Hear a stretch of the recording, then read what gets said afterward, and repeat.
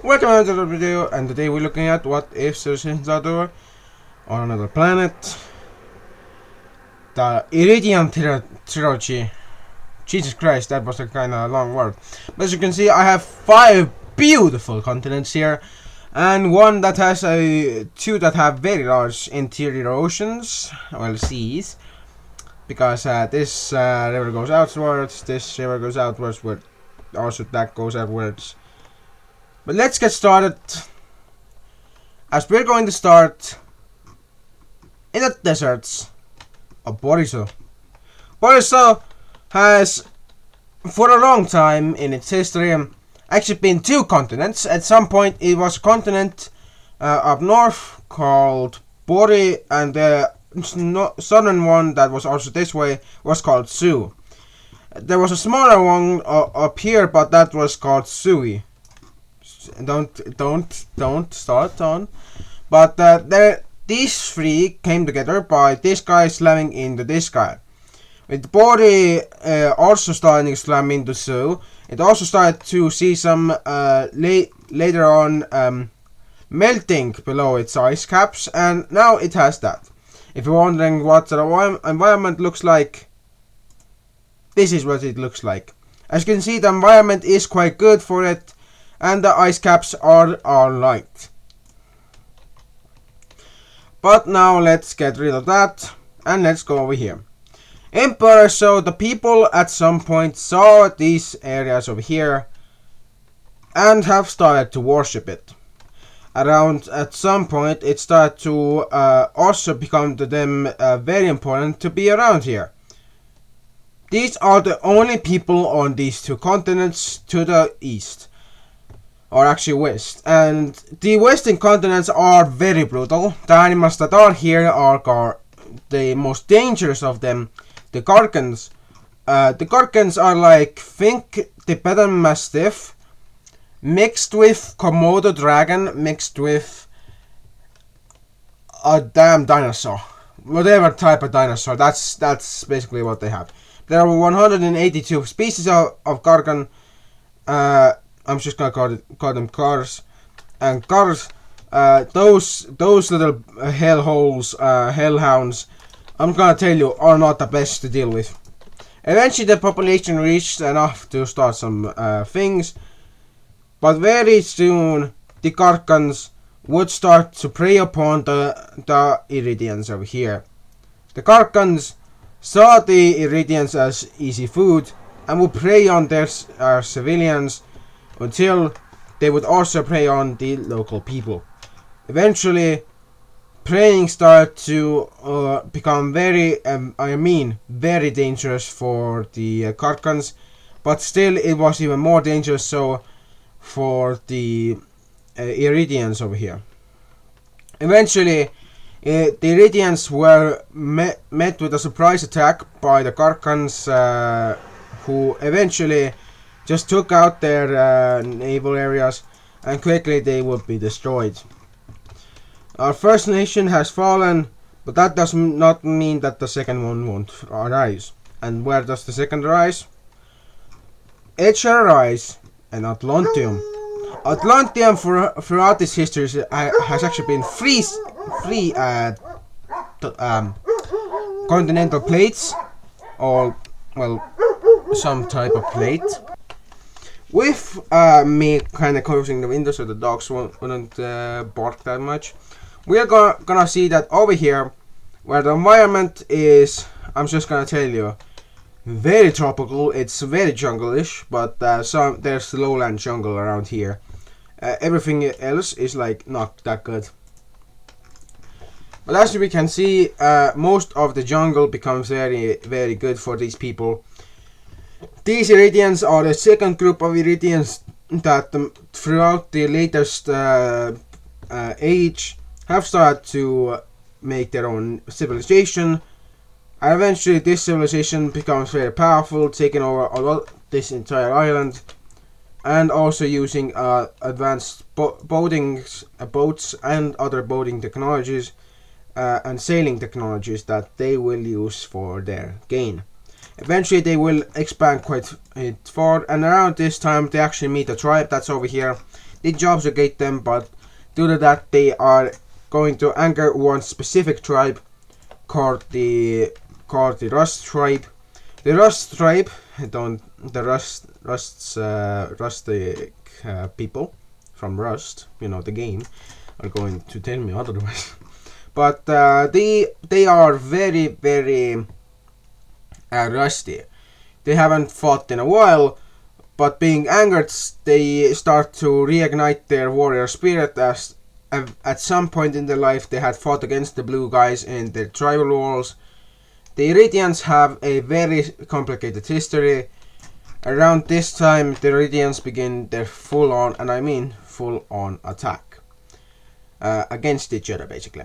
The Iridian tribal war begins with the tribal people starting to march over here and march over here. The triangles don't give these guys a good approach route, but they have nothing else to do as the plan dictated to be so. Eventually they would set their sights around that region and they would stop there, where the rustics would also have their second army move up here, from where they actually met another group up even north of it, which also hated the blues but had to flee from their homeland as the blues started to raid in those areas, which was around these regions over here. With the blue raids starting to constantly attack these people, these guys started to also ally with the rustics, eventually also becoming rustic themselves. With the rustics being ready, the rustics would send out raiding parties to intercept other raiding parties of the blues, and eventually the attack began. The first attack would land successful fruit, as over here the tribe was saved, and after that they would begin their full-on attack. Similarly, they would begin their attack over here, which would see that the blues were unready for this, and quickly these forces would take them out. With all of this becoming very clear, the blue team would start. Yeah, that's what I'm going to name the blue team. The Starts would try and start a full-on attack against the tribals, but being outnumbered 2-1, they would not be able to do so, and their southern regions would fall, and well, southern inland regions or inland regions would fall, and eventually the Starts would have to say that we surrender, we cannot fight anymore. Yet the tribals wanted more fighting, more bloodshed, and more of all, everything that they could ask for, and eventually they took the entire land mass over here and divided it into multiple. As we can see, the splits are as so, as the rustics would split these guys into multiple. These guys, the coasties, would eventually take, well, not coasties, but we can call them that, the Iridium version of the coasties, and basically they would take over a few of these regions. Eventually this yellow nation and red nation would be made, with the red guys being the ones that surrendered in the south, taking over, and eventually we even see that the rustics will give over most of their territories over here to their ally, trying to at least decolonize these regions. But eventually these regions will become very important for this guy, as they will become the most sought after regions.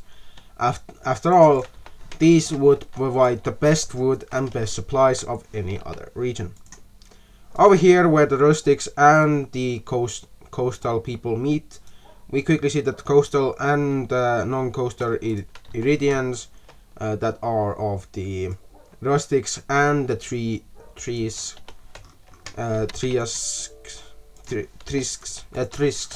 that's these guys, would split up these regions, with the coastals taking out that area. The blue team would eventually discover this island down here. I'm gonna need to put down a goddamn resource thing. Oh my god, I forgot about the resource thing. Actually, not the resource. Yeah. Let me just real quick. Yeah. So this is the known regions map, because they don't own a map. So they don't know anything beyond that, which they have already seen. And they also begin exploring with the help of the rustics, finding their way up north. And eventually their attempts to see more up north are fruitless until they find a new group. This group appears to be a lot larger, and actually is a lot larger. They just didn't know that they really existed. This group would actually be part of a different ethnicity, which I'll also need to make the ethnic maps for. Goddamn to my hellish grave. I'm gonna hate myself after this, aren't I? Oh my god, I'm gonna need to make so many damn maps. But hey, at least life is alright for me. Okay, let's quickly do this. Ethnicities. And wait, let me just quickly do. Oh yeah, that also shows which environments we are in. And if you guys don't know, rivers are very important. Not only for one region, but for many. As you can see, there's tropical dry forests, and then there's tropical savannas, then desert and xeric lands, and then there's the Atlantiums named after regions, because the Iridians word for desert is Atlo. Well, Atlon, so makes sense. But yeah, let me just quickly deal with this. As you can see, these people are going to be very, very important to this story, because yeah, I'm gonna need to make the ethnic map. As you can see, I have labeled them now. Actually, I should have made ethnic labels. Hold on for a second, please. Pardon for the name change, but the Vitiar are basically the guys that were found. With them being found, they would also become very important, as their exploits would start to show themselves, as the Rustaus would meet their best men, that would be their best craftsmen, and quickly they would start to make better and better boats until a new boat design was made, which was called the Vitar ship. The Vitar ship would be very important for the future, as people would start to use it as a common boat, and would also become a very important trade boat. The Vitar and the Coasties would basically be the ones to do some stuff about it, basically. But as you can see, the Vitiar would quickly start to aid the Rustaus in their attempts to learn about the local regions. Eventually, learning about the local regions became very, very unlikable around here. And, well, the Vitiar would quickly stop their expansion near Discovery. They would quickly stop and start to do much more, as they would begin to do something like, as they would begin to move up north. And as you can see, they would meet a new type of group. These ethnics would be a mix of the Kostans, Rustaus, Blesian, and Vatiar. These guys had moved up long ago, and had already established them quite well, and had also started to make more nations.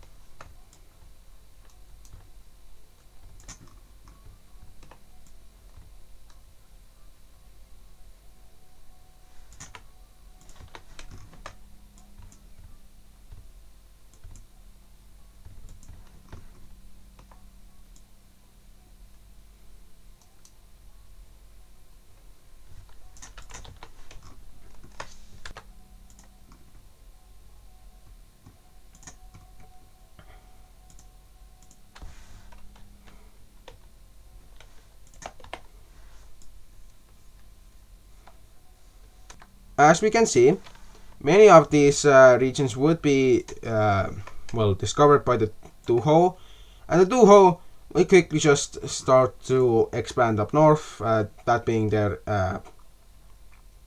people would start to move up north until they got too tired and too able to move up north anymore. Around this time, coal and oil deposits weren't really around here, but if we go to other specific resources, as you can see, titanium and tungsten is in this region.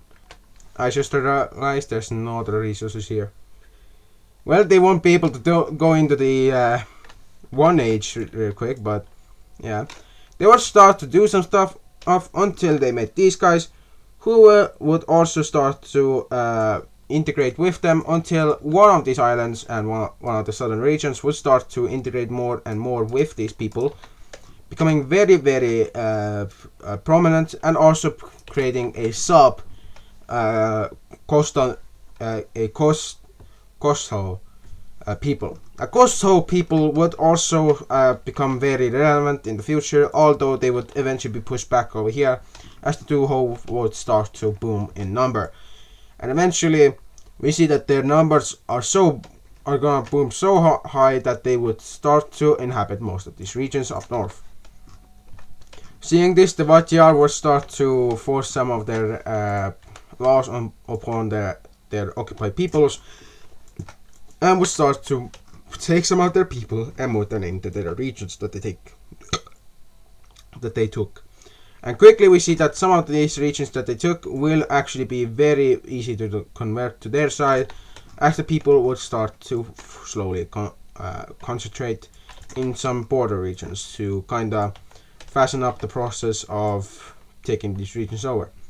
Others would just be on the direct border of the Vatjar and To-Hos, while others would be a bit farther, trying to at least get some peace and quiet from everything else. Some of these people would also even go as far as the coast, becoming very distinct and very cut up into these regions, and eventually the Vatjar would be very, very large. The Rustos would also start their move over here by, well, just taking a lot of these regions. As you can see, the Vatjars and some of the Rusto people are kinda in a region over here. But if we click on a very specific layer, as you can see, this is how everything is. The Costans have a lot of regions that they shouldn't really much have. The Vatjars have more regions that they already have, and also aren't moved that far. The Blesian, okay, the Blesians are a bit too large. So we're gonna need to move the Trishkans over here. As the Trishkans have started to also invade into these regions, the Blesian have started to move out. And with this moving out, they've started a full-on movement called the Ever Expansion. The Ever Expansion means that they are going to forever expand anywhere they can. Eventually, the discovery of there being a small unconnected island down here would be made. Tungsten and other things would not be discovered yet to be very valuable. Although they would start to be found, they would be just tossed away, as they wouldn't be that very good. Even though the durability would be good. No ways to smelt them meant that they couldn't really do anything.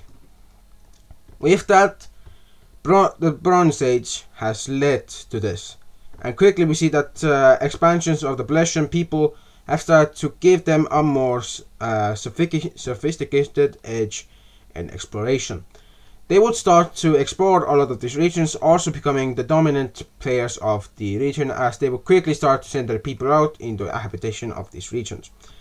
With most of these areas and livable regions being taken over by the Blesian people, the Rustans and the Trishans would try and do the same as they did, without any sort of motivation for the people to even go out there. With that, we do see that the people would start to listen to the blue team, as quickly news of a large lake being possibly over here would start to reach the Blesians. Eventually, after this lake was discovered, it was discovered to be very true, and with that the Blesians would stop right there, with some other people continuing on to unknown regions. They would only get a few back every day, and even fewer every year. Explorers would die in the wilderness due to the various animals that would be around here, and the Iridian's main op or opponent would be the Hh-shhe. The Hh-shhe would be a very leopard-like build of a animal. They are built like a leopard, but they aren't really looking like one. Their abilities are similar. They have retractable claws, if I'm correct. And quickly we see that they would begin to attack these explorers the more south they went. And the more south they went, the more people were dead. So eventually the Iridians would, the Blesian and Iridians would stop around the lake over here, giving knowledge to everyone up north that there was land down south. Seeing this, the WICSO would be momentarily occupied with their news down south, and would not see how the How would eventually start to move up north again, starting a massive campaign to leave these regions. Eventually, they would meet some diamonds, well, diamond-rich regions. They would eventually also start to realize that, oh, these areas are all the same, we can just move up over here. And eventually the WICSO would see them and order them to stop, although the people would not listen to them, and escaping them was very good for the people. Escaping their confinement, many of the slaves that would be made over here of the Duhaus would eventually leave the Duhau homeland and would eventually move up in these regions, becoming in Nurtau or Nuto. Yeah, Nuto. The Nutov would be a very different type of people. They would develop a very different dialect, although they would be very similar. I'm just gonna tell you, not everything seems similar. As if we go to the environments, if I can see. As you can see, planes have started to arrive, and the discovery that there's savanna and different type of biomes quickly becomes very prevalent, as people only knew about the jungles and how they look like. They never thought or knew how to look over here. And eventually, I'm just gonna tell you, iron is not the only thing they would see down south, as this is one of the largest iron reserves that they have ever found. And the Blesians, I'm just gonna tell you, the Blesians are blessed to be over here. Since their discovery, the ethnic peoples of here have started to move out of their own territories, and the Blesians have done so very uncautiously, as they have moved down south and started to inhabit most of the coastal regions. But eventually they even moved a lot down in these regions, eventually becoming the main areas that they are, well, exploring their main areas that they are at now. Most of the regions that they have explored either aren't fully taken over by them, or have pockets of Blesian people managing to survive in tight-knit communities. Eventually these communities would be connected to the main Blesian people, and quickly the Blesians would become one of the largest peoples. The Trishans would quickly try and stop this, although without much avail or much ability to do so. Eventually also they would start to force some of the Blesian out of their territories, which would start a small ethnic war, which would stop when the Trishkans would be hit by a very deadly plague, stopping them from doing much of anything. The reason why the WICSOs were very against a lot of the Rustau's expansions was because they had very large ambitions to go over here, and the WICSO Empire would start to move. as they would quickly send their people to inhabit as much of these regions as possible, and it would be very successful. But as we can see, the Duhau managed to actually split themselves from their captors, and eventually would also manage to manage a few communities farther from their captors, who wouldn't be able to see them be so far. Eventually, in the Diamond Ridge regions, Duhaus would also start to form complicated communities, and we quickly see that these areas would become known as the Duhau strongholds, which would start to also give way to a better, more larger group, the Norhau. The Norhau would be very similar to their brothers, but they would be very different in their own regions.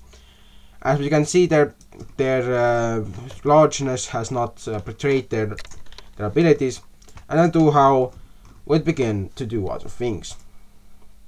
Speaking of Duhau, did you know that the Duhau's way of speaking is similar to our way of speaking? Well, similar to the English way of speaking. Their grammar is similar to the English dialects and English wording, but their entire ways of speaking and their ways of pronunciation are very, very different. Grammar is similar, but not that different. Eventually, now looking at the population, they have the most of the iron over here. I would make a copper layer, but I wouldn't know what's the copper layer's exact color that I would need to make. But I'm gonna say that this world is fully, and I do mean fully, copper dependent, meaning that they are very, very dependent on the copper that they get. The little copper amount that they do receive is what they use to fuel their, mainly what they use to supply themselves. Many of them do want to make better ways of, harvesting the copper and making better tools, but many people just don't listen to them or call them weird or danger to the collective ways of thinking, and it would be a very shame to do so, but they are very, very misunderstood. Eventually, the Rostaus would begin to find out that they are sitting on a massive copper vein or a deposit of copper, and this copper would be very important for them, as this copper would mean life or death for the species, for their people. These people are very dependent on this copper, and the Vatjos also have some of it, but they are not gonna be able to fully use it, as the Rostaus actually know how to make copper tools, and so they are the main people who are asked to make them. Other nations don't have the luxury of doing so, but even the Krishkans don't have the luxury of such. So the Kostans would also ask the Rostaus to teach them, but turns out the Rostaus had been teaching another people, and that was the Duhaus, because the Duhaus, not only did they have an entire vein of copper, they may have basically sent their people to sit on top of a massive, and I do mean massive, deposit of copper.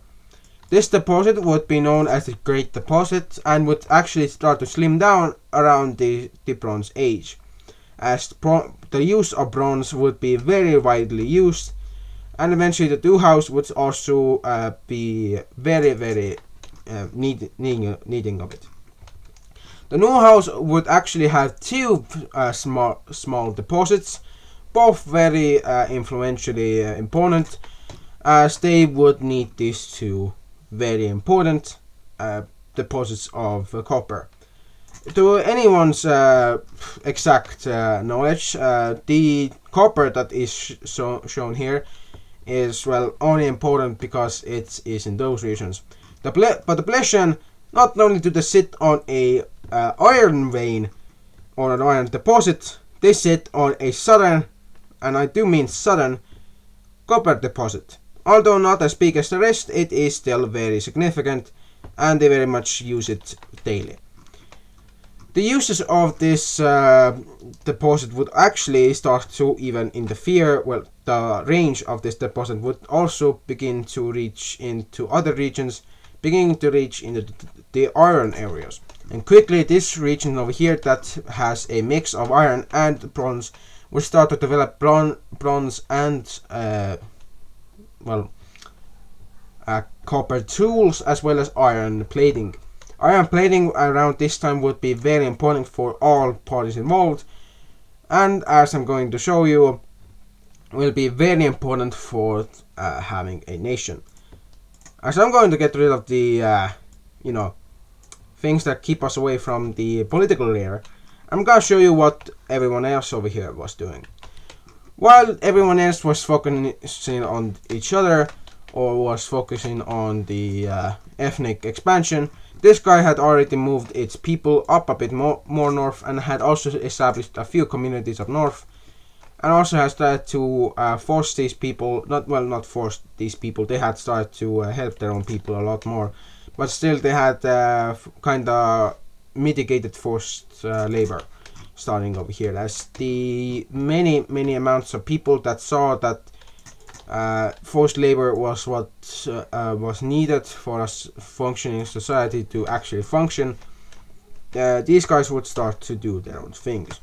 The Vatjars would also demand a lot of territory, and so would gain it, although their attempts at gaining even more territory would be futile, as you can see, the territory that they did gain was not that good.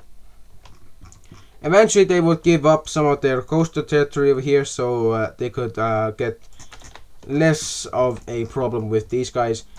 And eventually, with these guys making themselves quite a large empire, the Rostovs would have to join in to the Vatjars.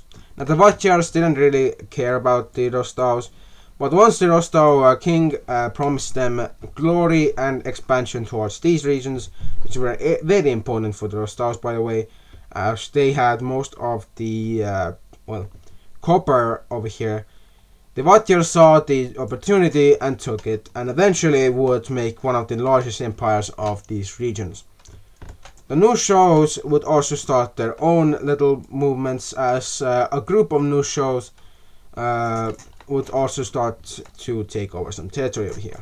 The territory that they would take would be very minimal, and another group would emerge up north, trying to take even a bit of copper that they could. Eventually these two groups would be very important in the future. But now going over here, we see that these guys have actually started to sense that this is the perfect time to act and do what they need. They will start a full-on invasion of this nation, which has been very unstable around these times. Eventually they would annex it all. Seeing that these guys are on a war path, everyone would get ready, but not as good as, not as fast or as neededly as possible. Many of these nations would be eventually either taken over, like these nations over here would either be taken over or subjugated, as this nation was subjugated by this guy. And around this time, the red nation would have the same fate as the yellow one. Although they would fight as much as possible, their attempts to fight back would be only futile, and their people would be forced out of their territories and only be hunted down later. As you can see, this nation has now managed to do a lot, and is now forcing its people to go over here. It's forcing people in the military, and then forcing those military people to be on their people who basically don't really think much. Around this time, the Bronze Age would start to turn into something worse, as a disease has arrived. This disease is very dangerous and can kill in a moment's thought. As we can see, many people will die in these regions, but the Blasian people would take the brunt, as quickly the north would even collapse into a miserable state, as these northern areas would break away from the capital regions, quickly cutting off the capital from any communication, as their boats would not be able to reach, as most of their ports were over here and only a few were on this bank, which were eventually just taken over by land warfare. Taking over all of these legions was very quick and very successful, but as you can see, it was very costly for the Blesian military, and eventually the empire would fall and the nations over here with it would fall. I know it wouldn't be very plausible, but many of these nations that managed to actually fall apart did so because they couldn't really stand up anymore. They weren't able to function, and the once quick and easy Alexander the Great-like empire that was made was undone in a matter of days. Eventually, these two people would start to see that their Rostov allies would be slowly turned into slaves, and the Rostovs also did see it, so they started a rebellion, only for the rebellion to be so weak and so undersupplied that they had to stop and declare independence very, very shortly after the rebellion began. These guys would start to do as much as possible, and we see over time the Vatyars would claim all of these regions, demanding the people of these areas to work till death or work till they couldn't work anymore, and eventually they would begin the Vatyar Imperium. The Vatyar Imperium would be slowly meeting their end in the future. But nobody knew that in the south, the Blesians were only beginning. As these people, as long as they would live, would be ready for anything. Thank you guys for watching. This has been quite a chaotic video. It has already been a bit. And I'm gonna see you guys next time. And yeah, bye bye.